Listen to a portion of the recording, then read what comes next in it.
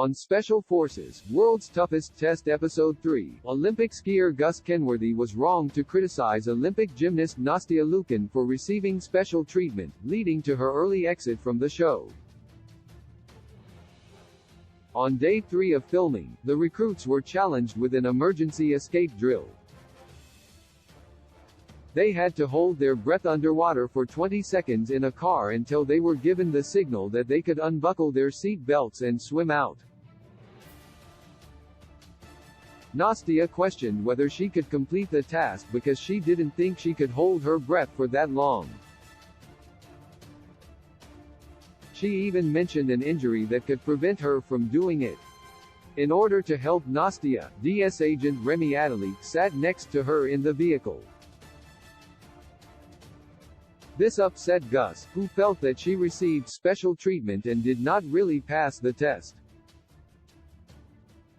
After the challenge, which Special Forces recruit Mel B aced, Gus sarcastically wondered if the recruits would be allowed another bathroom break because Nastia unexpectedly took an hour to complete the challenge. He then questioned the DS agents when they announced who had failed the test, and Nastia's name was not on the list. He asked if their names were not called, did it mean that they passed? The DS agents forced him to do push-ups to make up for his stupid question.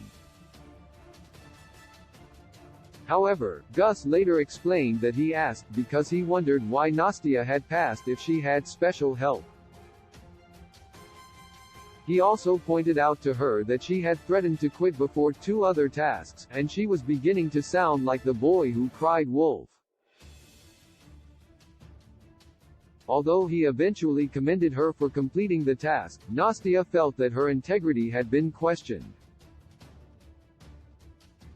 Nastia then voluntarily withdrew from Special Forces. Gus was out of line for several reasons.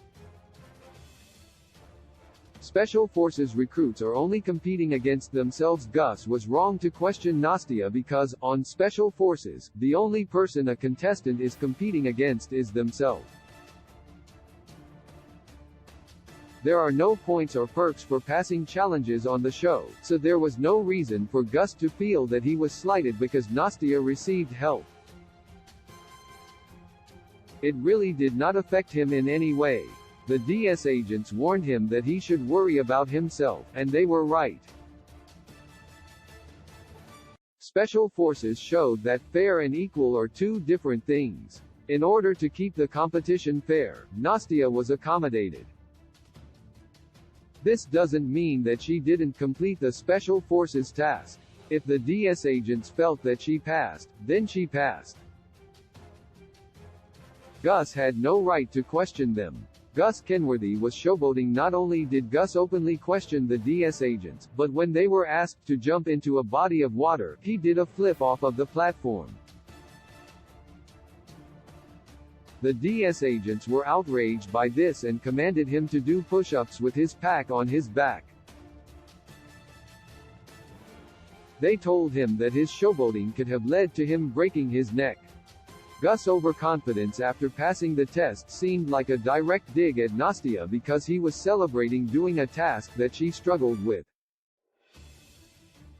It was a disappointing display of cockiness that was both surprising and hard to watch.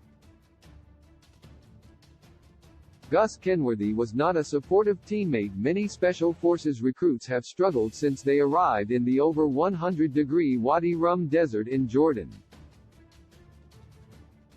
The missions are grueling and take a toll on the contestants' physical and mental health. However, the competitors have been cheerleaders for each other, encouraging one another to try to persevere for another day when they feel like they want to quit.